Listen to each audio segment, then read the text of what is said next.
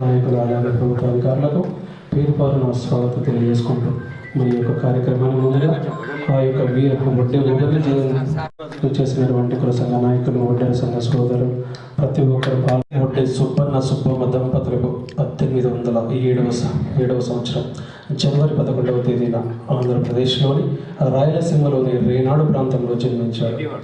వడ్డే ఊబన్న ఆ ప్రాంతంలోని వడ్డెర అనే సంచార తెగకు చెందినవాడు. ఈ సంచార తెగను భారతదేశంలో ఓడ్, భూవి, వడ్డీ, వాడర్ మొదలైన వివిధ పేర్లతో పిలుస్తారు. ఆ సమయంలో భారతదేశంలోని ఆ భాగం బ్రిటిష్ ఈస్ట్ ఇండియా కంపెనీ అధీనంలో ఉన్నప్పుడు శిస్తు కట్టని రైతుల జోహార్ వడ్డే